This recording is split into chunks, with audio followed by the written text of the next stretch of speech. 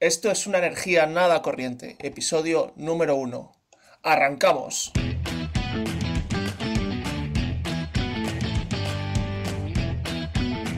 ¡Qué ilusión, qué alegría estar aquí!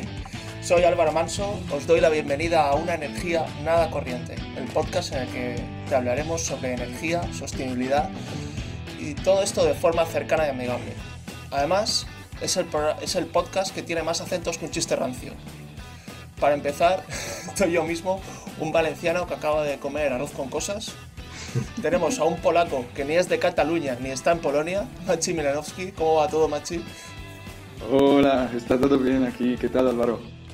Tenemos también a un sevillano que sigue buscando cruzcampos en Estocolmo, Guillermo de Santos. ¿Cómo estás, Guille? Ay, muy buena, muy buena. Bien, bien, estupendamente. Aquí de noche ya. También ha venido una brasileña a la que van a expulsar del país si sigue hablando como los argentinos. No. Michelle de Sousa. ¿Cómo estás, Michelle? Hola, hola, ¿qué tal? Mira, somos hermanos, somos todos hermanos. Los argentinos también. Vale. Pues, y por primera vez, sin que sirva de precedente, tenemos a un mexicano que va a hacer todo el programa sin que se note que no deja de comer chilis picantes. Mario Alberto Gutiérrez, bienvenido, Beto, ¿qué tal estás? ¿Qué tal, Álvaro? ¿Qué tal a todos? Muy bien por aquí tempranito, y me la pones difícil, ¿eh? ¿Cómo que no voy a comer chile picante? No, vas a seguir todo el programa, pasa que la gente no lo va a saber. No. No va a haber ni un ápice de queja. Y bueno, simplemente quería empezar este primer programa que empezamos con ilusión, alegría, nervios y explicando un poco de dónde viene esto. Esto nació a principios de este año, de 2020, en Valencia, porque estábamos todos estudiando juntos un máster sobre energías sostenibles y energías renovables. Y se dio la casualidad de que somos 5 personas de procedencias muy dispares, como habéis visto, que da la casualidad que hablamos todos castellano. Entonces tenemos que aprovechar, cada uno estando en su país, que vamos a poder comunicarnos y hablar sobre estos temas y vamos a poder compartir estos conocimientos desde puntos de vista muy diferentes. Y desde esa idea inicial ha nacido este podcast. La idea inicial del podcast es que va a durar alrededor de 1 hora, en el que trataremos tres temas que en principio no tienen por qué tener relación entre ellos. Cada tema los pondrá una de nosotras y el resto añadiremos ideas, réplicas que con suerte generarán una conversación, un debate interesante. Planteamos también tener a gente invitada, algunos especiales de un tema concreto de vez en cuando, pero de ese momento vamos a dejarlo como sorpresa. Estad atento para próximos programas que ya os iremos contando. Lo de hoy, para empezar, va a ser un canónico. 3 temas diferentes por 3 de nosotros. Y bueno, no sé si me ha olvidado algo que queréis añadir. No. Estupendo. Sí, para empezar. Genial. Pues nada, antes de comenzar, os voy a pedir que os suscribáis al podcast para darnos vuestro apoyo, darle a la campanita para no perderos ningún programa y darle a me gusta. Todo esto es gratis y nos ayuda a dar visibilidad al programa. Y sin más dilación, voy a ceder la palabra a Guille, que estrena el programa con un tema muy interesante que espero que suscite polémica. ¿Qué nos traes hoy, Guille? Pues muchas gracias, Álvaro. Hoy lo que quería hablar un poquito es de algo que se estila mucho en Suecia y de lo que se está haciendo, hace que sea bastante famosa en el mundo, porque Suecia es capaz de solo tirar a los vertederos cerca de un 1%, un porcentaje muy pequeñito de su basura. Y bueno, ¿cómo hace esto? Pues en gran parte gracias a la incineración. Incineración de la basura que luego le dará energía, tanto eléctrica como térmica, que sirve para abastecer varias de las ciudades de aquí. Bueno, de las ciudades, o sea, es un pequeño porcentaje de la electricidad que usa.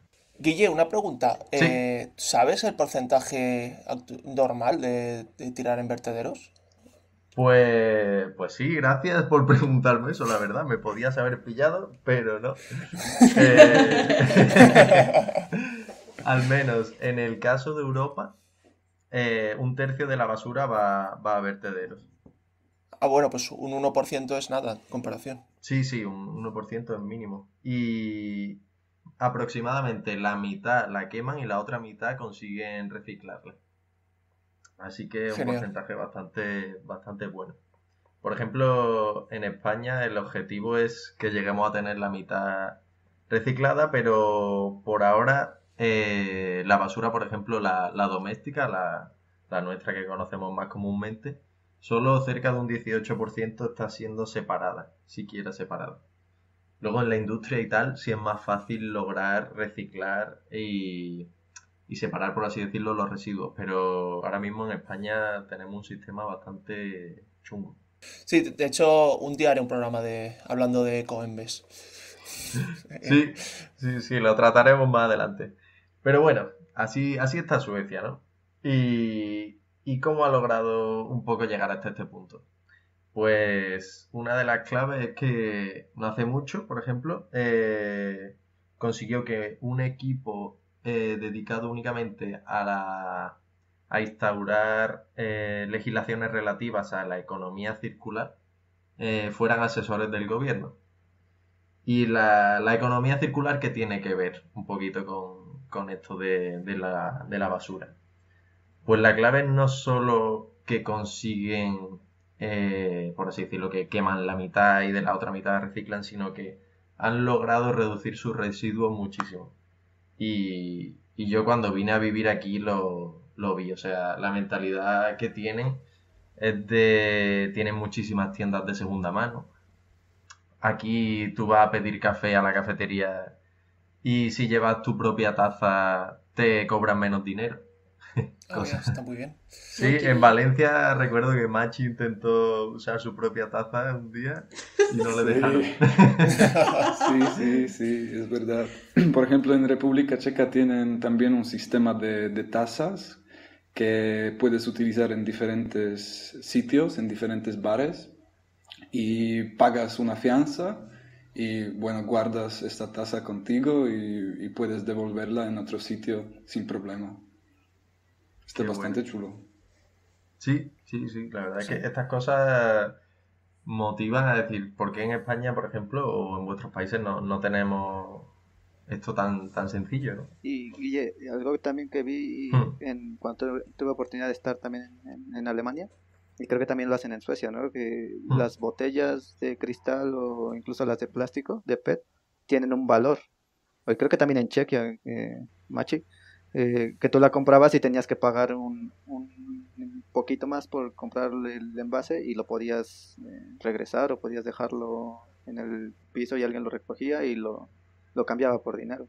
Eso también me parece interesante porque también pues, el dinero incentiva a tener que reciclar. Sí, por ejemplo en Chequia y Polonia y creo que otros países también donde se bebe mucha cerveza, hay, hay también fianza, pero de botella de cristal. Y todavía no han introducido fianza de todos los plásticos y otros envases, pero sí que en Alemania hay un sistema así, no sé cómo está en Suecia. Es curioso esto, que es como se ha hecho toda la vida realmente. Nuestros padres, al menos en España, compraban la leche en botella de cristal y luego la devolvían, igual los Sí, refrescos. claro, Sí, reciclar. Y yo lo he vivido eso tanto en Alemania como en Holanda, devolvían los envases. Y de hecho creo, mi apuesta es que volverá esa tendencia. Ah, bueno, yo ahí sí puedo apuntar que aquí se hace algo parecido, pero más con la cerveza y algunos refrescos. Si te es más barato tener las botellines, las botellas estas de cristal, y vas y el refresco o la cerveza te cuesta menos. Hmm. Ojalá se expandiera de más cosas, pero al menos por ahí se puede iniciar. Sí, en Alemania algunas veces compraba agua y tenía que pagar más por la botella que por agua. Y luego, claro que puedes devolver la botella y te devuelven dinero, pero está interesante. Aquí lo que hacemos muchas veces es, cuando nos juntamos todos los amigos, por así decirlo, el precio que pagamos cada uno a quien pone la casa, es que dejemos todas las latas y todas las botellas que usemos en su casa. Así él al día siguiente puede ir, reciclarla y se Qué saca bonito. 5 o 6 euros fácilmente. Eso está bastante curioso. En mi mente nunca había pasado algo así. Porque usualmente cuando vas a una fiesta ayudas a, bueno, mejor de los casos ayudas a limpiar y ya tiras todo y se lo dejas y, y saca algo. Sí, pues sí, deberíamos seguir un poquito estos ejemplos tan sencillos. Y bueno, volviendo un poquito al tema de la energía, porque del reciclado y tal hablaremos más adelante también. Bueno, en Suecia han puesto diferentes políticas muy interesantes para que salga poco rentable, por así decirlo, echar los residuos a los vertederos y, y usar alternativas como la incineración. En este caso, ¿cómo se lleva a cabo la incineración? Pues cuando la basura llega hasta las centrales estas enormes de tratamiento, se intenta primero que se haya dividido y pretratado toda la basura. Se separa metal, vidrio, papel y orgánico y básicamente lo que se pueda reutilizar o reciclar. Y, y bueno, hay diferentes técnicas, por así decirlo, de incineración. Bueno, está la incineración y por otro lado la producción de biocombustibles a partir de la basura. Hmm. Que bueno, está básicamente es, por un lado puedes o calentar esa basura o ese residuo orgánico generalmente y sin llegar a prenderle fuego, por así decirlo, de él se saca gas que se llama, que se denomina biogás, ¿no? Y luego se puede licuar o se puede Sí, pero utilizar es como tal. metano realmente, es como gas natural. Exacto. Consigue gas natural al final. Y que también está muy bien. O la digestión anaerobia. No sé si os suena, seguro que sí. Que se Anaeróbica. produce anaeróbica. También anaeróbica. No, sí, que se produce de forma natural de por sí en los vertederos. Que hay bacterias que se van comiendo la basura y van generando este metano. Sí, anaeróbico lo Hmm. que quiere decir es que es una reacción que se produce con déficit de oxígeno, o sea, falta oxígeno en la reacción. Eso se hace poniendo capas de basura encima de... Entonces, en la parte de abajo, como no llega el oxígeno, se produce la reacción anaeróbica. Eso lo pueden hacer en un reactor. No sé si bueno, yo los conozco como reactores, unas Sí, cámaras, Un es biodigestor. como un si tú biodigestor, tienes un ajá. digestor para hacer compost en tu casa, lo que haces es ir añadiendo capas encima y en la parte de abajo se produce el compost. Sí, pero para luego utilizarlo como un combustible, por ejemplo, para los coches, tienes que hacer, no sé cómo se llama en español, pero en inglés es upgrading, es un método para como, no sé, destilar, para incrementar el poder calorífico y también el contenido de metano dentro del gas. Sí, bueno, no sé cómo es ese proceso. Sí, upgrading será como un enriquecimiento del Sí, recurso. exacto, sí. Sí, las técnicas estas están más depuradas y es más fácil que produzcan, por ejemplo, menos emisiones. Por eso ahí está un poco la controversia con la incineración, que, que llega, es como el último proceso que puedes hacer para sacar algo de provecho de la basura, en este caso energía.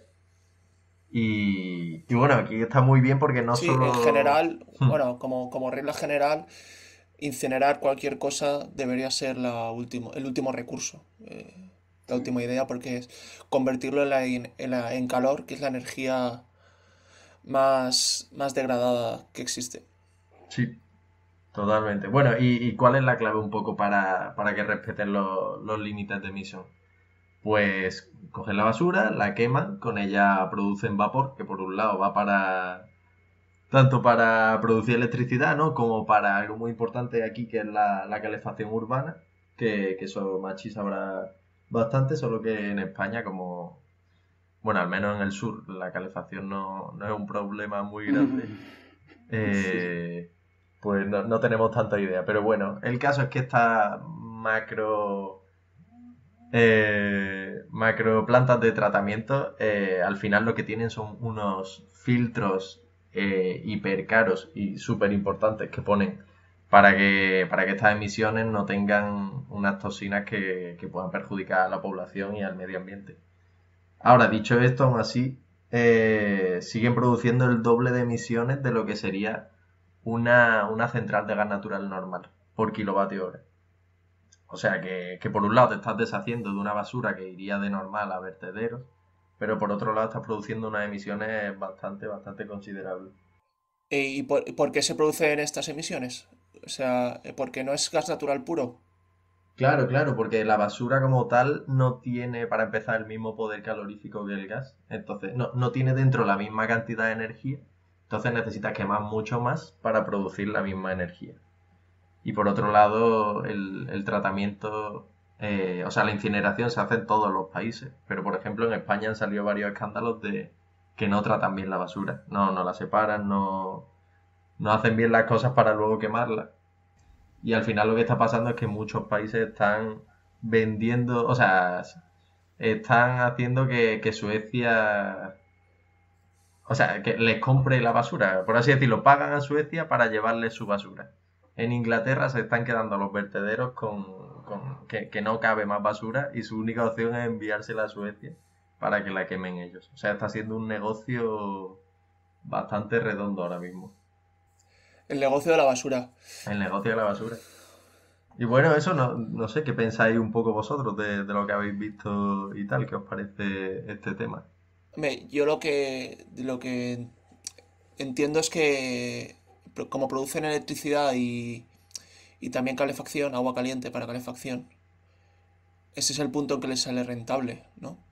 Porque si lo quisiéramos hacer en España, no tenemos sistemas de calefacción centralizada de toda la ciudad, que es lo que llaman el district heating, no sé cómo se traduce, pero... Y entonces yo creo que ahí tenemos un déficit muy importante de eficiencia, porque si no puedes aprovechar también el calor que generas, a lo mejor ya no vale la pena hacer este proceso.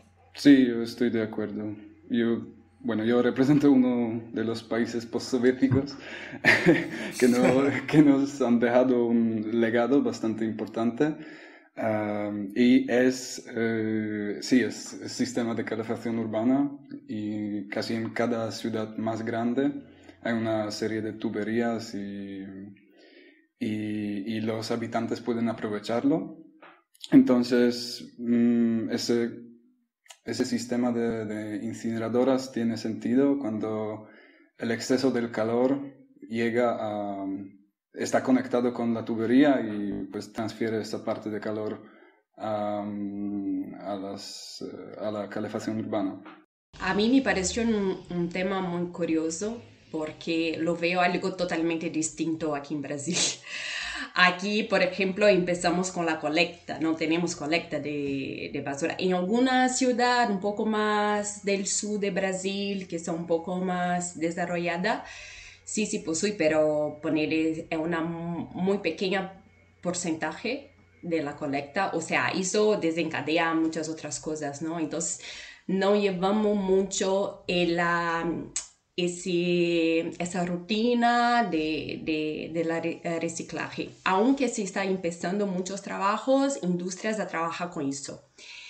Entonces me pareció muy curioso y a mí me pareció bien porque igual en Brasil no es algo que si necesita tanto la cuestión ambiental, ¿no? Al calentamiento o porque aquí ya lo tiene un ambiente favorable y porque también tenemos ya la energía también favorable como la hidroeléctrica, la solar, la eólica, que también lo suple bien el país, entonces no necesita tanto la generación de energía por los residuos sólidos.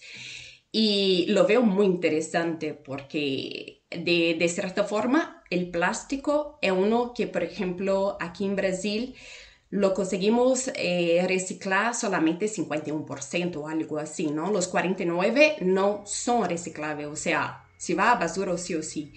Y bueno, 51 es mucho, ¿eh? Eso también, sí. Claro. Eso estaba yo pensando. Sí, no, es que lo que pasa es que las industrias no se hace el producto para reciclar. El aluminio, el vidrio, sí, que se puede. El vidrio creo que 98% se recicla. Sí. Pero el plástico es algo a se hablar, porque el plástico es algo que las empresas no trabajan para eso, por algún motivo hay, ¿no? Sí, el vidrio es el primer producto que se empezó a reciclar y es el que más se recicla más del 90% en todo el mundo, porque Por tiene un gran bien. valor añadido. Sí, y a mí me pareció una muy buena idea de Suecia a ponerlo a eso, ¿no? En vez de ponerlo los plásticos a los océanos, al suelo, lo transforma en energía. Aunque también, bueno, estamos trabajando con un problema superficial, que tenemos otros problemas, pero sí me pareció bastante bien. Eso Yo algo. lo, yo lo que quería añadir era una reflexión.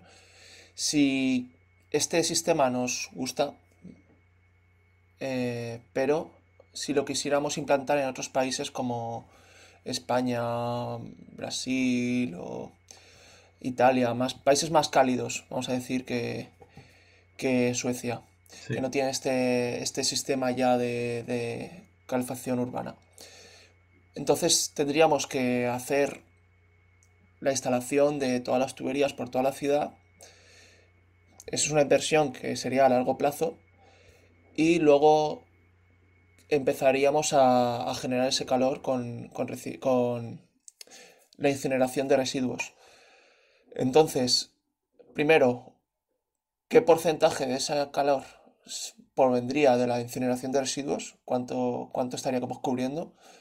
Y segundo, este es el final de la gestión de residuos. No pretendemos llegar a otro punto más allá, que sea el reciclaje real y la reducción de residuos. Porque claro, antes de incinerar, habría que pensar en, por una parte, reducir los residuos que generamos los seres humanos y por otra, reciclarlos. Entonces yo pienso que en un país como Suecia es probablemente una buena solución, pero que cada solución se tiene que adaptar a las circunstancias de su entorno. Y que probablemente en países más cálidos pues, no te salen los números. Sí, sí, estoy de acuerdo. Y bueno, para dar un ejemplo, compararlo con vertederos. Últimamente leí un artículo científico publicado por Laboratorio Nacional de Argón de Estados Unidos y en ese estudio estiman que durante un periodo de 100 años de descomposición de residuos en vertedero, una tonelada de residuos orgánicos corresponde a casi 3 toneladas de CO2 equivalente emitido a la atmósfera. Y claro, aquí hay que comentar dos cosas, que es CO2 equivalente y también por qué se coge tiempo tan largo, ¿no? Pues primero, CO2 equivalente es como un parámetro, ¿no? Que incluye varios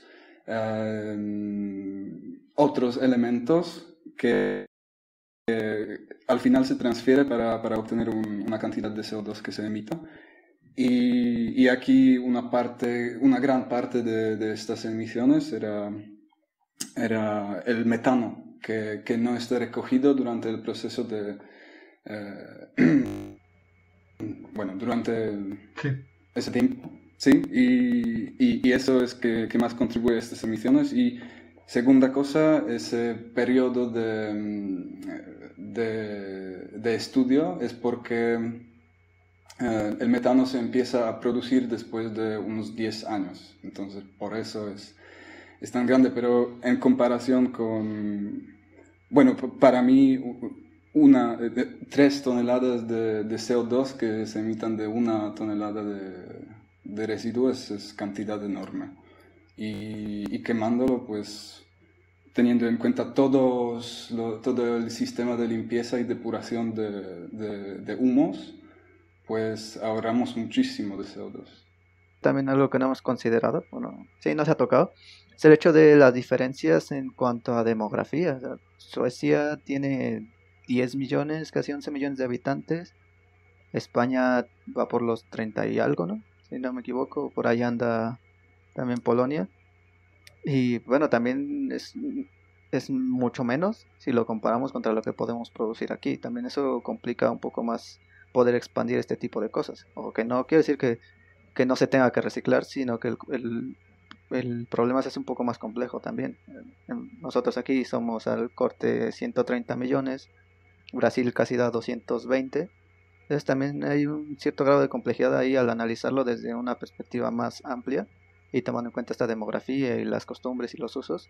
Creo que también es algo en lo que tenemos que pensar, sobre todo nosotros, también nosotros de este lado aquí, por cómo abordarlo, por todas esas complejidades. Pero sin duda creo que es una buena solución, pero como decía Álvaro, creo que también es importante pensar un poco más allá, no solo tomar la última salida que sea quemarlo, ver cómo producir menos también. Estupendo. Pues bueno, recapitulando un poco, tenemos aquí una de las alternativas más interesantes para la recuperación de energía a partir de la basura. Y siendo la basura uno de los grandes problemas para el medio ambiente que los humanos estamos generando, cada vez somos más humanos, más consumidores y más productores de basura, se ve como una alternativa interesante a los vertederos, ya que en los vertederos se llevaría a cabo esta descomposición, ¿no? Pero de una forma muchísimo más lenta. Y yo lo veo también muy interesante para países donde ahora mismo se está exportando la basura, en especial la basura de Europa, por ejemplo, como una tecnología que podría darles electricidad y calor. Como dice Álvaro, quizá no en calefacción es complicado, pero quizá haya otros procesos industriales que también lo necesitan. Y bueno, eso es todo. Muchas gracias por tratar este tema tan interesante. Espero que os haya gustado. Oye, gracias a ti, ha estado muy interesante, Guille. Pues creo que el Gracias. siguiente que nos tiene algo que contar es Mario. ¿Qué nos vas a hablar, Mario? Sí, bueno, ahora me toca a mí. Hoy traigo un tema que, la verdad, tengo que decir que lo conocí estando allá, durante el máster, y por la colaboración que tuve con el equipo de Azalea. Si alguno de ellos nos escucha, pues un saludo. El tema es pobreza energética, ¿eh? Y nos acercamos a ello por la componente social que esto implica. Yo nunca había escuchado el término. Si me dicen pobre, pues sí, la pobreza sí de alguna manera la tenía construida en mi mente, y pues falta de oportunidades, falta de dinero, falta de recursos. Pero el agregarle el apellido energético me pareció bastante interesante, sobre todo con nosotros que estábamos en este mundillo de la energía y de las renovables y estas cosas, pues me pareció bastante interesante, ¿no? Y bueno, es decir que hubo un curso por ahí que hablábamos sobre esto con una cooperativa energética de Valencia, que se llama Eoluz, que eso también me dio no sé, le dio un valor añadido porque también lo aborda desde una perspectiva más social al ser una cooperativa. Y a través de la cátedra de transición energética, ahí Álvaro, tú debes estar bastante empapado con ellos. Entonces, Sí. fue También puedo enviar un saludo yo a todos los colegas de la cátedra. y un agradecimiento Aprovechando que también. estamos. Entonces, Sí. nos empezaron a hablar de eso y me pareció interesante, ¿no? Y a lo mejor valdría la pena definir en primera instancia qué se entiende por pobreza energética. Y aquí he de decir que el tema se viene desarrollando desde el siglo pasado, desde 1910, 1908, y había iniciado como el término se acuñó en el Reino Unido como pobreza del combustible, porque pues para ese entonces lo que lo que se tenía a la mano era carbón, y lo que necesitábamos, volvemos a este punto que también se hablaba hace un momento con la de Suecia, es calefacción, porque es lo que necesitas en un invierno para las condiciones en las que está. Y eso es otro cambio de paradigma que me salió, porque por lo menos a mí, y también creo que será el caso de Michelle, nuestro invierno no es tan crudo, no tenemos ese problema. Yo con ponerme otra chaqueta o ponerme otra frazada en la noche, pues ya Claro. está bien y no necesito ponerme una calefacción, ¿no? Y luego Brasil con el calor que hace, por ejemplo, también no entra en esta construcción. No, aquí. Por eso empezó en Reino Unido y no en Brasil el término. Exacto. ¿No? Y luego más Ahí tienen un poco adelante más de se frío. hace otra más adelante se hace otra definición también del Reino Unido que toca otros puntos más interesantes, no tener fondos para tener los niveles básicos de energía, para proporcionar calefacción, nuevamente poniéndola en primera instancia, iluminación, cocina y electrodomésticos. Esto me gustaría mencionar de quién es, desde la doctora Brenda Borman. Lo define de esta manera, ¿no? Y va avanzando y en los últimos años, en la última década, le empiezan a dar como un mayor impulso, sobre todo en Europa. De nuevo, debe ser por lo mismo de las condiciones de energía y las condiciones de vida y las climatológicas, desde luego, que se les empieza a dar un nuevo impulso. Y se sigue estudiando y se reconoce ya de otra manera unas diferencias en necesidades específicas y también ya se empiezan a tocar temas como vulnerabilidad de determinados colectivos, una injusticia como acceso desigual a la información y a la participación real en procesos de toma de decisión. Y esto porque parece interesante y también es importante abordarlo desde esta perspectiva, porque a veces la pobreza no solamente viene dada por el hecho de que no tengas recursos, ¿no? A veces la forma en la que está conformado el sistema también te impide acceder a esos recursos. Y lo veíamos en el caso de España, y bueno, tengo que hablar de allá porque los casos que se analizaron fueron de ahí, de Valencia, y de cómo está el sistema eléctrico, y de cómo cómo se produce y se vende la energía. A veces el hecho de tener que pagar más era simplemente porque tenías mal contratado el servicio. Y eso a veces no lo tomas en cuenta, no lo toma en cuenta Sí. el sistema, ¿no? Porque pues, también hay una gran inercia y las empresas que venden pues es lo que quieren hacer, sacar beneficios. Sí, es lo primero que cuando alguien va a revisar te hace una auditoría energética y van a ver cómo estás gastando el dinero en energía, lo primero que se puede hacer es revisar la factura de la luz, que normalmente estás contratando más potencia de la que necesitas y además puedes hacerte con una factura horaria, una tarifa horaria y aprovecharte de las horas valle y reducir tu factura. Claro, y ahí tiene que mucho que ver la legislación y cómo lo están haciendo. Y algo que me pareció también interesante por lo menos de España, era que hay gente que no puede pagarlo y va a los servicios del Estado y les ayudan a pagar las facturas. Pero ojo, que a veces esas facturas tienen ese problema, que están mal contratadas. Entonces, el Estado está pagando más de lo que debería en subvenciones, en ayudas, precisamente por ese problema. Entonces, y todas estas personas, pues se les consideraría Bueno, pobres energéticamente. yo diría que más que está pagando de más, lo que está haciendo es pagar a gente que a lo mejor no debería pagarla. O sea, porque hay gente que necesita las ayudas y no las está recibiendo, y a lo mejor hay gente que está recibiendo las ayudas que a lo mejor no es la primera persona que debería recibirla. Y también esa ayuda es curioso porque solo se ayuda a la gente que está o sea, tiene contrato con las 5 empresas más grandes de España. Si te vas a una de las pequeñas empresas, en especial las nuevas que están saliendo de energía renovable y tal, eso no, el gobierno ya no te ayuda. Eso no lo sabía. Se supone que tienes la tarifa, el PVPC, el precio, no me acuerdo de las siglas. Sí, puedes entrar con cualquiera de las dos. Bueno, también nos hablaron de eso, ¿no? Porque también era importante verlo ahí, desde cómo ofrecer soluciones. Y pues sí, tenías que ver con quién te ibas a contratar y en qué esquema te ibas a contratar. Para ahí lo que va de fondo es el hecho de que también debe tomar en cuenta el mercado eléctrico, por ejemplo, en este caso. Y continuando un poco con de dónde venía todo esto, que la Unión Europea ya la toma como el concepto y lo retoma, pero solo pone el dedo sobre la llaga en los recursos ineficientes. Solamente toma en cuenta que tienes pobreza energética si no puedes pagarlo, ¿no? Es como el centro de esta definición.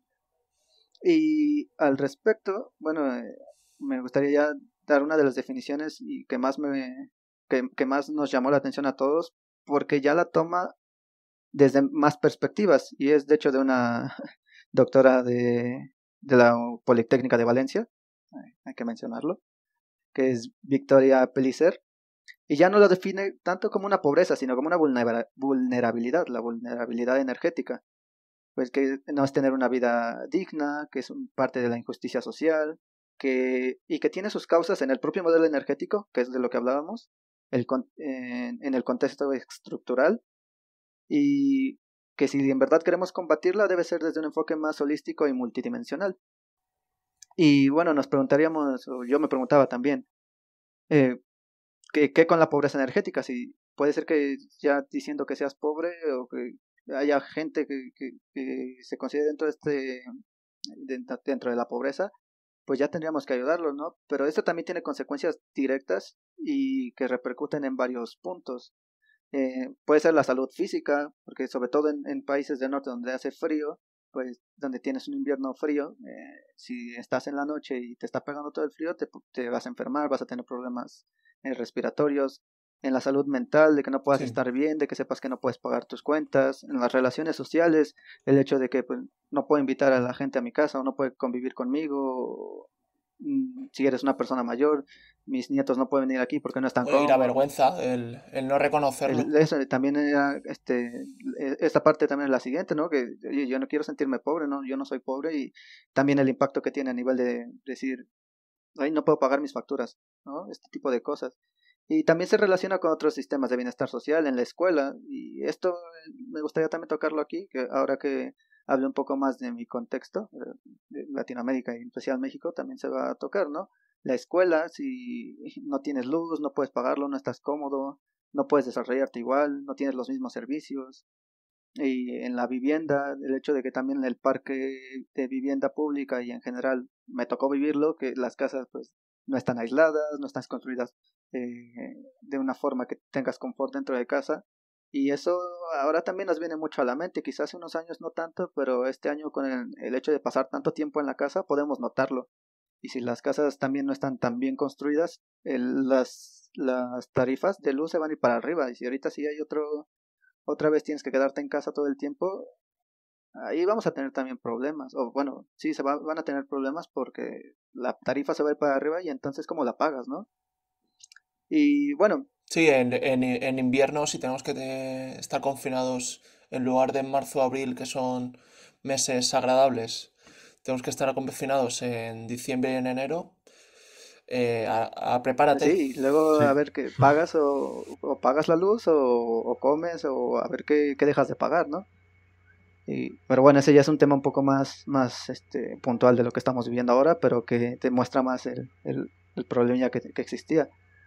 Y lo importante aquí, creo yo, que después de esto, bueno, yo tuve que regresar a México y tuve la oportunidad de estar con una cooperativa energética aquí donde vivo, que es en Puebla, se llama Onergia, y ellos querían definir pobreza energética, pero para este contexto. Un saludo también a la cooperativa. algún día los invitaremos, que nos cuenten que también están haciendo cosas bastante chulas por aquí. Ojalá. Pero bueno, entonces era para una zona que se llama Cuetzalan, está al norte, en la Sierra Norte de Puebla, una zona que tiene índices también de pobreza, y tuvimos ahí un debate, y la cosa era, bueno, pero ¿para qué la estamos definiendo, no? Y algo que se decía aquí es que las palabras son importantes, y cómo lo definamos es importante, porque configura los significados y los sobreentendidos. Y sobre todo porque nos señalan a los lugares donde debemos mirar. ¿Por qué? Porque a partir de ello podemos construir las políticas, podemos conocer las causas, podemos visibilizar las consecuencias. Porque lo que pasaba lo que mencionaba hace un momento, si dejamos solamente la definición como no tener ingresos, dejamos fuera todo lo demás. Entonces, si en verdad queremos ayudar a erradicar estas situaciones, pues habría que adaptarlo, ¿no? O que tomar en cuenta todas las cosas que conllevan a este concepto, que puede ser la ubicación geográfica, que la energía sea muy elevada, a lo mejor pues sí tienes trabajo y pues tendrías la oportunidad de pagarlo, pero el precio de la luz se vuelve muy alto, o por el contrario tienes bajos ingresos y no lo puedes pagar, o tienes unas condiciones de vida que no son las adecuadas. Entonces todo esto debería llevarnos a mirar un poco más qué es la pobreza energética. Y con esto me quiero saltar a cómo se analizó en México o en Latinoamérica, que es, no sé, bueno, antes de que brinquemos, no sé si habría algún comentario o algo. Sí, antes de que saltaras, quería decirte los cuatro, quería comentarte cómo se mide en perdón, Europa, sí, en España. perdón, se me pasaron los indicadores, sí, claro. Claro, porque no solo se miden los ingresos de la familia, se miden, por un lado, hay cuatro, ¿vale? Entonces, el primero es el gasto desproporcionado, que es dos veces, digamos, lo que gastaría una familia o una, sí, familia, o si estás solo, pues alguien como tú, que similar a ti, una situación social similar a la tuya. Si gastas el doble que esa gente, pues igual es que vives en una casa con mala eficiencia energética o una situación así. Entonces es un indicador de pobreza energética. Otro indicador es la pobreza energética escondida, es decir, gente que paga inesperadamente poco. Esto también puede ser que no pueden pagarlo y están viviendo en malas condiciones para no gastarse el dinero. Otro indicador es la temperatura inadecuada de la vivienda en invierno, es decir, que en invierno en lugar de estar a 21 o 22 grados que querrías estar, estás a 15 en tu casa porque no tienes dinero para pagar la calefacción, o tener retrasos en la factura de las facturas, o sea, en el pago de las facturas, perdona. Esos son los cuatro indicadores que manejamos en España actualmente. Y es de hecho es de la Unión Europea, que se me había ido comentarlo. Y bajo esos indicadores los números pues suben o bajan dependiendo de cuál se vea. Pero hasta el año pasado la información que se tenía es que en Europa hay 50 millones de hogares en condiciones de pobreza energética. Sí, en concreto en España, según un informe de 2018 de la Asociación de Ciencias Ambientales, hicieron con estos cuatro indicadores eh, un, una suma de todos ellos, pero a la vez evitando que el mismo hogar aparezca más de una vez, porque puede ser que un hogar tenga a la vez gasto inusitadamente bajo y temperatura inadecuada en invierno. Tiene sentido. Evitando eso, les salía la increíble cifra de 41% de la población española en situación de pobreza energética.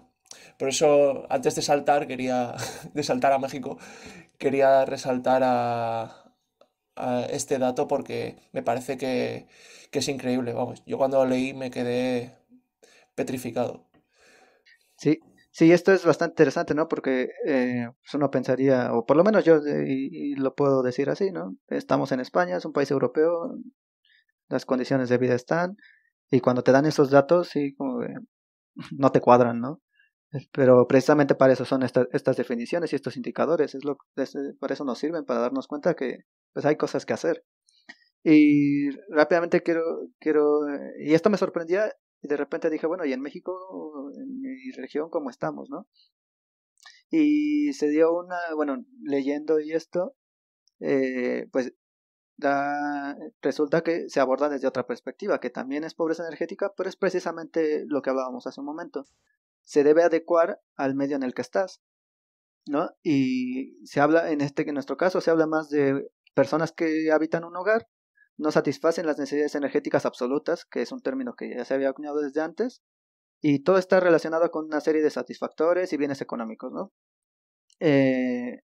Y estas necesidades, bueno, estas necesidades básicas fueron propuestas en 1991 y las proponen como protección, subsistencia, entretenimiento, entendimiento, ocio, creación y placer.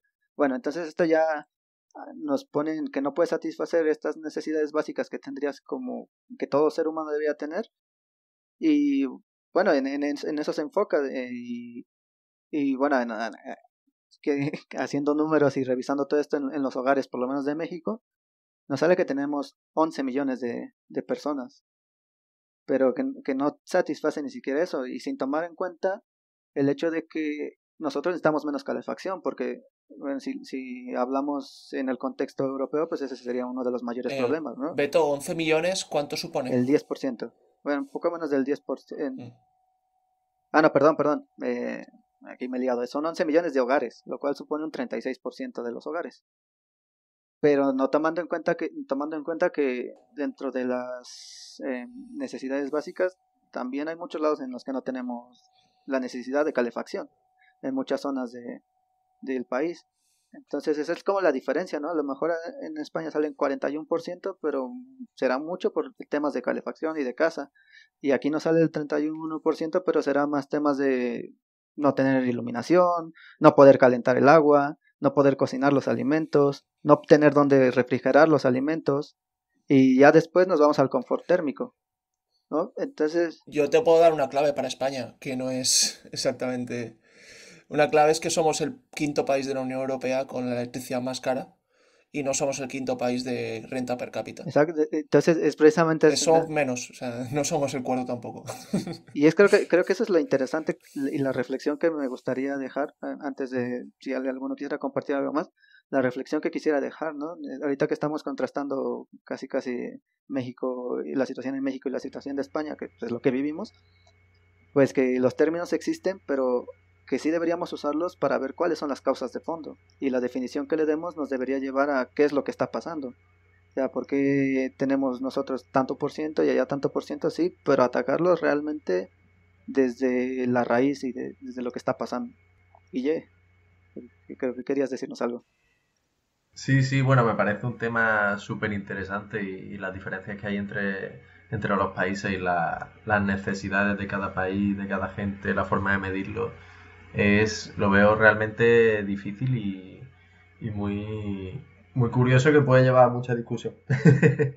Pero bueno, desde mi punto de vista, uno de los aspectos positivos, por así decirlo, estoy haciendo entre comillas. Sí, está haciendo en un programa de solo oído, está haciendo gestos visuales. Exactamente. Pues podría ser que es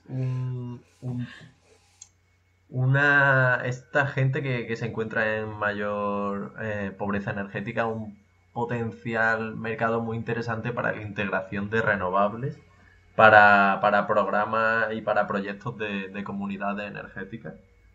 Y también para iniciar también un poco más de inversión y ponernos en marcha con la eficiencia energética en los edificios, que es clave, y yo creo que cada vez más países se están dando cuenta. Y esta gente que vive en pobreza energética es un foco muy interesante donde aplicar estos proyectos. Claro. De hecho, en Valencia sí estaba trabajando con ellos. De hecho, eso es lo que decían, lo que trabajaba la cooperativa. Pero, Michelle, que te he cortado.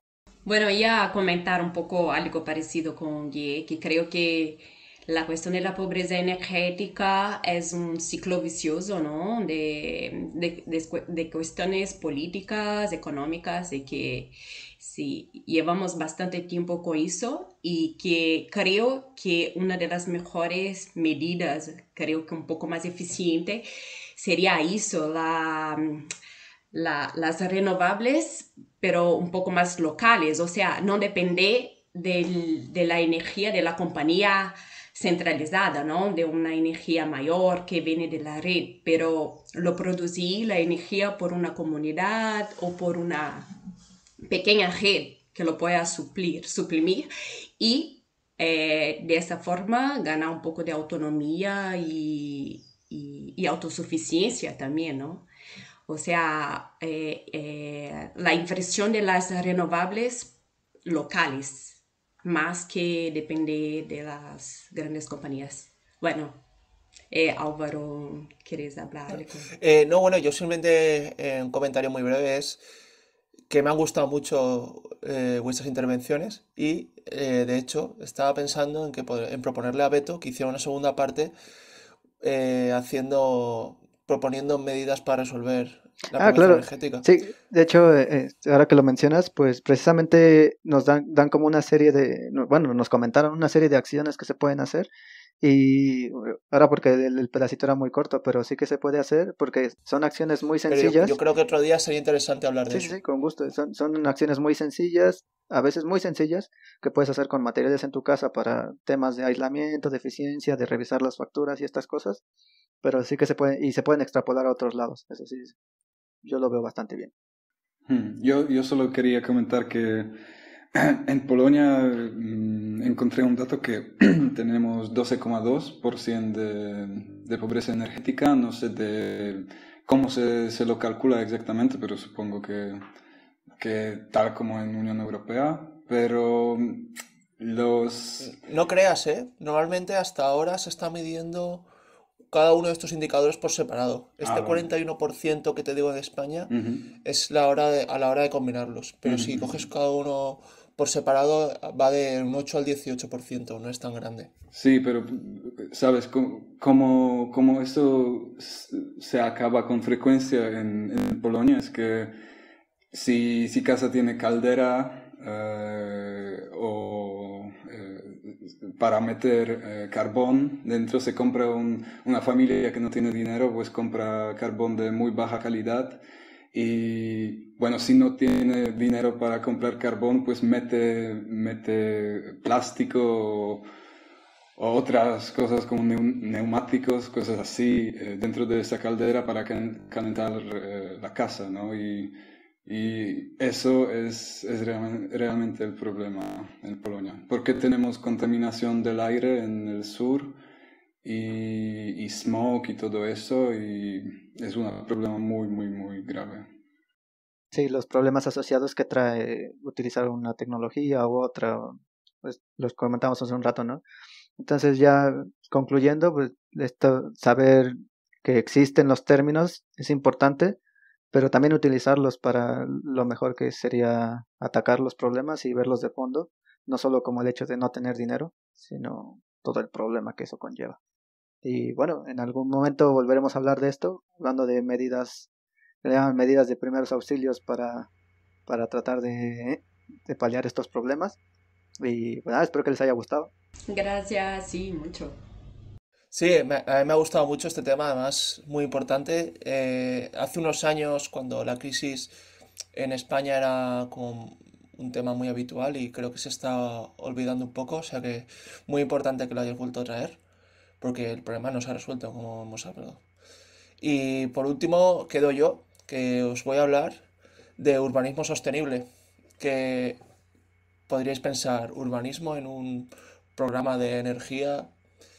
Pues vais a ver, o mi intención al menos es intentar enseñar que el urbanismo tiene mucho que ver con el medio ambiente y con la sostenibilidad. En primer lugar, hay que señalar que el urbanismo es muy importante para la humanidad en general porque más de la mitad de la población mundial vive desde 2007 en ciudades. Es una cifra además que se espera que crezca increíble, de una forma increíble hasta 2050.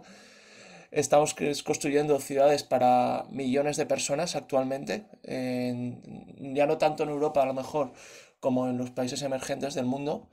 Y entonces el hecho de hacer esas ciudades bien puede significar eh, la, o un gran avance en la transición hacia un mundo sostenible o un gran retroceso.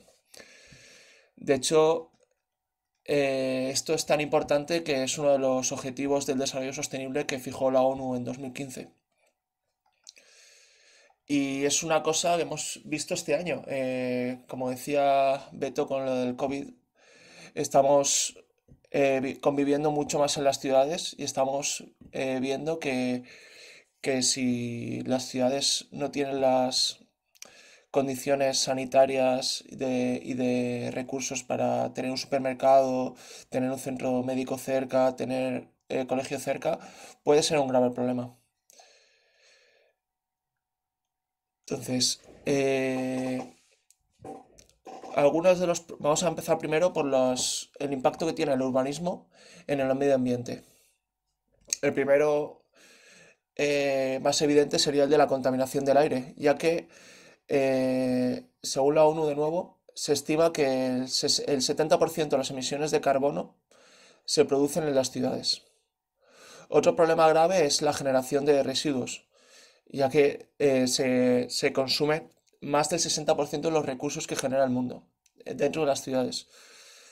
Y bueno, cosas más evidentes para cualquiera que viva en una ciudad es el ruido o el impacto paisajístico, la pérdida de biodiversidad, el agua, cómo se filtra por este suelo. Y uno que es muy famoso, creo que a nivel académico, digamos, pero que si se lo dices a la gente en la calle no lo conoce tanto, que es el efecto de la isla de calor. La isla de calor es el aumento de la temperatura dentro de la ciudad con respecto a sus alrededores, a zonas rurales.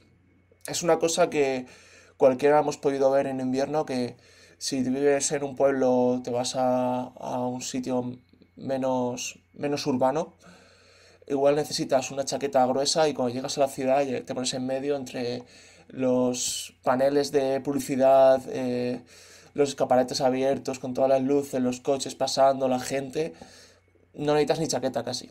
Hay una diferencia de 5 o 10 grados claramente. Eso tiene un gran impacto, tanto a nivel de biodiversidad como a nivel del consumo energético que se genera en las ciudades, ya que, por ejemplo, en verano necesitas más refrigeración. Y en invierno generamos calor hacia afuera y generamos más emisiones porque estamos consumiendo más electricidad. Otro impacto importante de las ciudades es el tráfico, que es el que genera las emisiones de gases contaminantes en mayor medida. Pero esto no se centra solo en temas medioambientales, también hay impactos sociales muy importantes y económicos, ya que según, creo que este dato es de la ONU también, más del 30% de la población mundial vive en barrios de chabolas actualmente. Y esto se produce también por las grandes infraestructuras de transporte. Hay una cosa que, de hecho, esto el año pasado, hace ya más de un año, estábamos buscando dónde vivir en París, y estábamos mirando que de evitar vivir al lado de las vías de transporte, de ferroviarias. Porque siempre hay un lado, si os fijáis en todas las ciudades europeas, siempre hay un lado de las vías de transporte, o sea, de las vías del tren, en que vive la gente que es un barrio bueno, un barrio rico, y el otro es probablemente el peor barrio de la ciudad. Estos son cosas que hay que evitar desde el punto de vista del urbanismo. Porque el urbanismo también, como aparte de impactos en medio ambiente, también tiene impactos en la salud humana. Ya que 4 de cada 5 europeos viven en ciudades actualmente, pues digo yo que tendremos que estudiar cómo el ecosistema urbano nos afecta. Entonces, esto se puede clasificar en 5 factores principalmente. Primero es la contaminación del aire. Desde 2016, el 90% de los habitantes de las ciudades respira un aire que no cumple las normativas de la OMS. Y más de la mitad de la población urbana mundial respira unos niveles de contaminación del aire 2,5 veces más alto que el estándar de seguridad.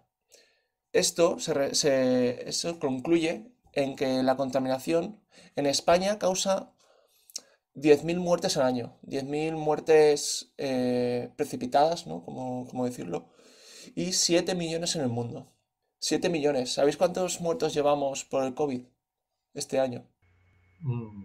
Ni idea. Lo miré a 27 de octubre, que es cuando me he tomado el dato, 1,16 millones.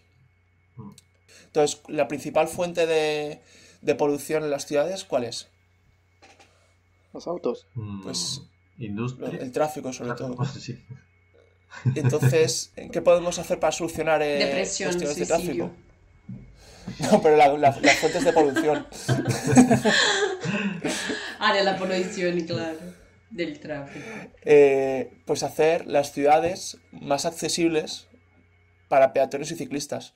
Aceras más anchas, más carriles bici. Por ejemplo, yo he vivido en Holanda, y allí lo que hay es... no hay grandes avenidas como hay en otras ciudades europeas.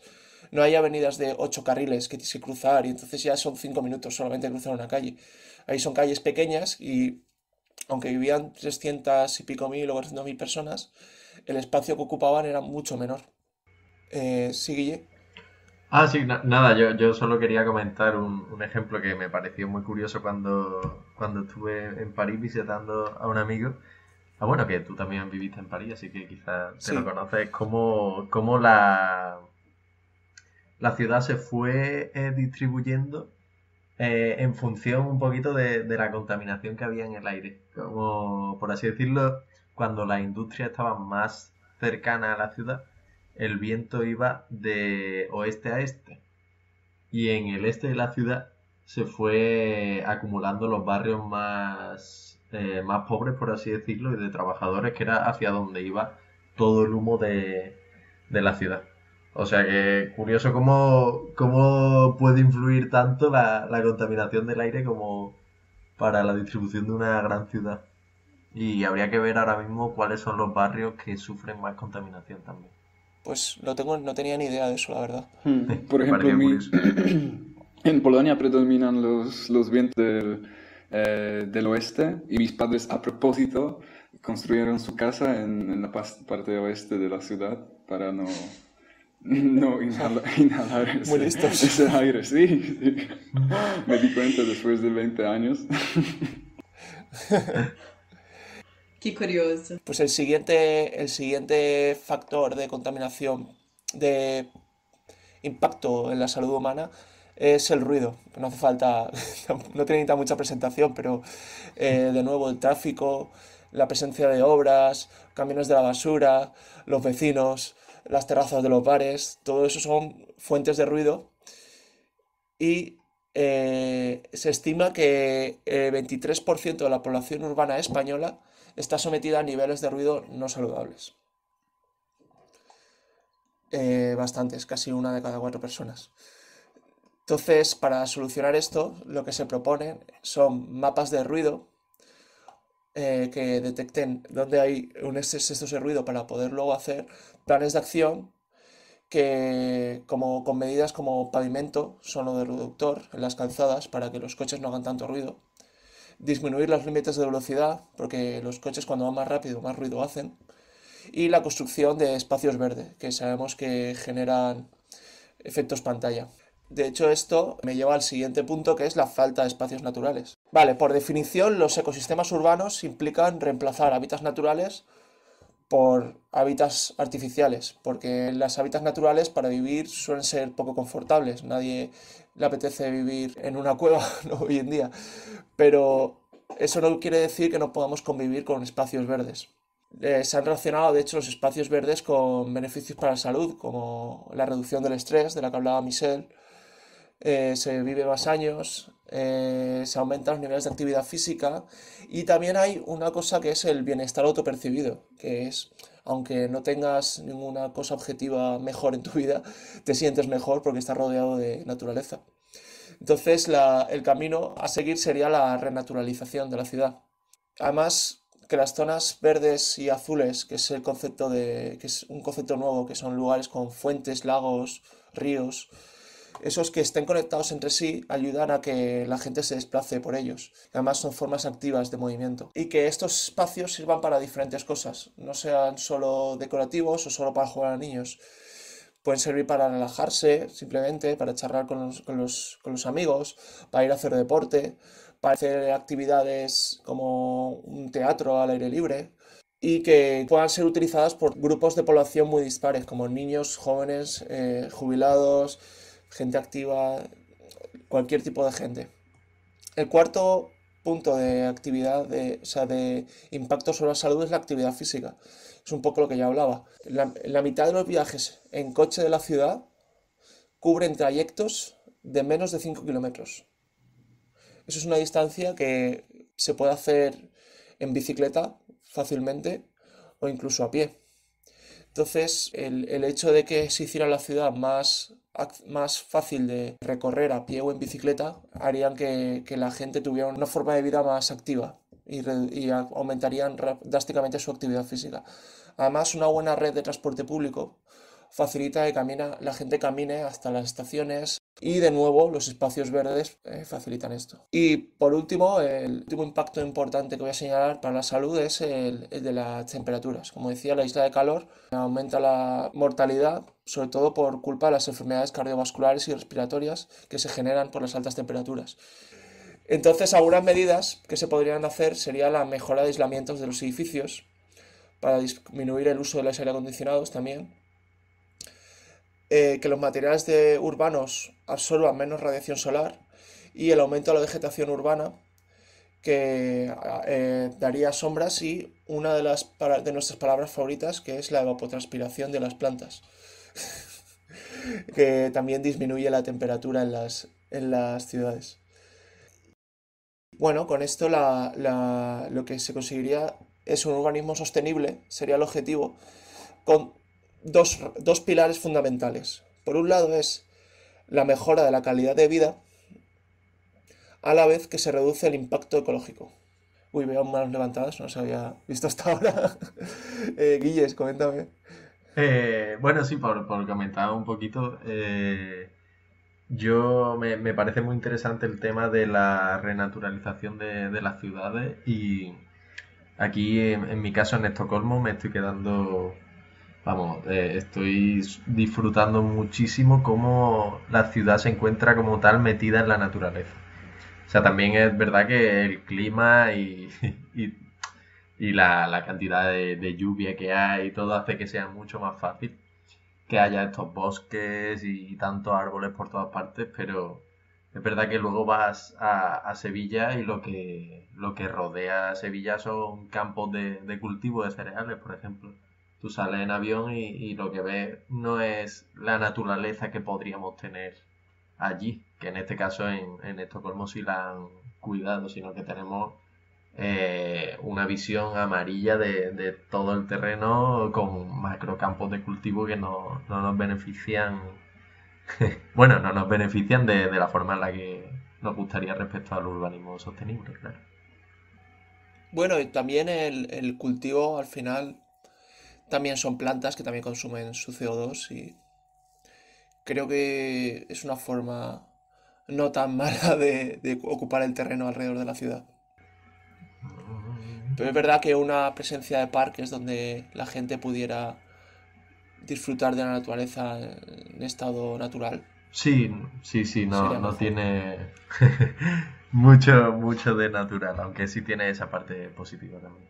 Beto, ¿qué querías contarnos? Sí, yo más que contar, hacer una especie de pregunta, reflexión, porque el término, o sea, los términos que ahora mencionas y las acciones a tomar, yo me pregunto si son realmente aplicables a las grandes ciudades, a las grandes capitales, me entiendo que son las que tienen más estos problemas por la densidad, por el estilo de vida, no lo sé, un Madrid, Nueva York, o sea, las grandes capitales del mundo que ya están construidas de esta manera en la que crecieron porque así sería el desarrollo, pero aplicar todas estas ayudas, todas estas mejoras, no sé, ¿tú cómo lo ves? ¿Lo ves viable? ¿Tenemos una posibilidad de Yo hacerlo? creo que se puede hacer mucho. Creo que se puede hacer mucho porque hay espacio, demasiado espacio en las avenidas. Entonces, en Valencia, por ejemplo, muchos carriles en grandes avenidas están siendo sustituidos por aceras para peatones, o por carril bicis, o por carril bus. Entonces se generan nuevas líneas de transporte público, se generan nuevas líneas de movilidad en bici o a pie, y eso es por un lado. Y por otro lado, hay otras... Claro, es que lo que yo más pienso en una ciudad como Valencia, que tiene grandes avenidas y está pensada para el transporte rodado en coche, es que sobran carriles, ¿vale? Entonces, pienso que hay en otras avenidas lo que se puede hacer es convertirlas no me sale la palabra, en bulevares. Es decir, el carril central, por ejemplo, si tienes 5 carriles, coger un carril y hacer un jardín lineal. Entonces tienes una calle con sombra, con plantas que absorben CO2, que reducen la isla de calor. Entonces yo creo que simplemente es el cambio de uso del terreno que está ocupado actualmente. También hay muchas descampados, ¿no? Que se podrían emplear para hacer nuevos jardines. No sé si ves más dificultades, pero No, yo por ahí le veo la solución que veo. sí, yo lo decía también por el hecho de que sea un cambio de paradigma, ¿no? Un cambio del uso del coche, de reducir espacios, que yo sí que he visto aquí Sí, iniciativas de que nos abren una ciclovía, un carril para la bicicleta, y hay un reclamo increíble de los conductores, que eso para qué, que no sirve para nada, que les están reduciendo lugar de estacionamiento, que hacen más tráfico, estas cosas. Es un cambio de Bueno, paradigma también. sí, eso. Pero también hay dos cosas, que es que siempre, nunca va a llover a gusto de todos, siempre se van a quejar. Y la segunda es que realmente hay que desincentivar el uso del transporte privado dentro de las ciudades, ofreciendo soluciones, claro. Por ejemplo, la construcción de grandes parkings en los nodos de cambio de transporte, en una estación que esté al lado en el borde de la ciudad, una estación de tren que tenga también bus y que haya para coger taxis, no sé, que puedas aparcar allí el coche y seguir en tren hasta el centro de la ciudad. Eso es una solución que yo he visto, por ejemplo, en Holanda y me parece muy interesante, la verdad. O puedes tener ahí tu bici, ¿sabes? Pues yo conocía gente que tenía dos bicis, una en la ciudad donde vivía y otra en la ciudad donde iba a trabajar. Entonces cogía la bici, iba a coger el tren, aparcaba en la estación, cogía el tren y cuando bajaba cogía la otra bici que tenía en la otra estación y se iba con la otra bici a su trabajo. Michelle, ¿qué Sí, comentar? no, solo comentar que algo que me pregunto es que si la urbanización fue un poco, todos los problemas que tenemos fue un poco por el acúmulo desordenado, ¿no? De la población, de una sola vez, acelerado. Y lo que Exacto. veo es que, bueno, tenemos medidas, tenemos ideas para una sociedad, para una área urbana como está. Y si la cuestión es que si vemos que lo va a subir, ¿no? Porque la tendencia es que lo crezca un poco la población. ¿Y cómo lo manejamos esto? Una vez que las áreas urbanas ya están como saturadas, así, ¿sabes? Ya con demasiados problemas y cuestiones a resolver. Y la cuestión es esta, con una crescita más de la población, ¿cómo lo va a hacer eso, no? Resolver un problema que ya lo tiene y más lo que ya va a venir. No sé si me Sí, entiende. es Que exactamente lo que quería tener en decir, cuenta que eso, ¿no? Que no para, que la urbanización crece. Bueno, sí, y yo solo tengo una cosita a comentar. Pues cuando estuve trabajando en Múnich, y creo que no solo ahí se introdujo esa medida, los coches que no cumplan con los requisitos de emisiones no pueden entrar dentro de una ciudad y hay una normativa o no sé, tienes que comprar un pegatín que tiene... sí. ah, Sí, en Madrid también usan pegatinas para identificar las exacto, y clases de los sí, En la coches. Ciudad de México exacto, también. para identificar clase del coche y si tienes, en Europa, si tienes clase 4 puedes entrar dentro de una ciudad y aparcar, pero si tienes menos que 4 pues no te dejan, o más que 4. Yo con esa medida no estoy muy de acuerdo, Yo la también verdad. iba a decir eso, que es un poco controversial. Creo Mm, que también podríamos hablar de eso en otro podcast, porque si no limita, igual y no puedes comprarte un super auto, y si no hay transporte público, no sé, es un poco controversial ese. mm, Sí, pero claro, es que al final yo creo que ese tipo de medidas afectan más a las clases más bajas. Entonces habría que intentar buscar medidas más justas que no, que claro, los coches nuevos y los coches que emiten menos los suelen tener gente sí. que vive mejor que la gente que tiene un coche de hace 20 años. Pero bueno, simplemente si no queréis añadir nada más para concluir, quería decir que el urbanismo es importante para gran parte de la humanidad, porque gran parte de la humanidad vive en ciudades. Y cada año que pasa, incluso más gente vive en áreas urbanas. El urbanismo tiene un gran impacto, como hemos señalado, tanto en el medio ambiente como en la salud de los habitantes, y que para el futuro tendremos que pensar y organizar mejor las ciudades, teniendo en cuenta factores tanto ambientales como sociales como económicos, para lograr que las ciudades ofrezcan, sean una herramienta de desarrollo personal, de desarrollo de las civilizaciones, de proyectos, de empresas, familias, de todas las personas, y no una fuente de estrés y de dolor de cabeza como suele ser actualmente. Entonces, con esta reflexión, cerramos por hoy el programa.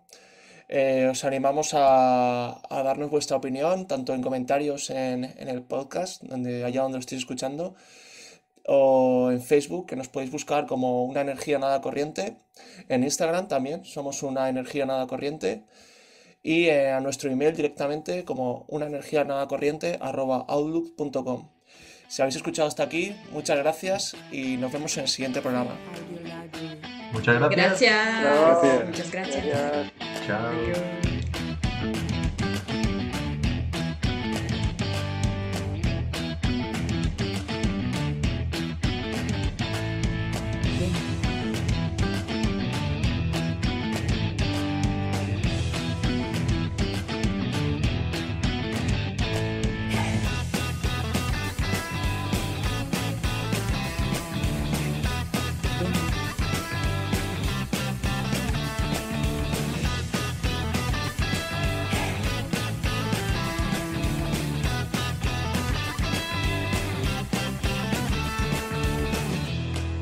Free Audio Library.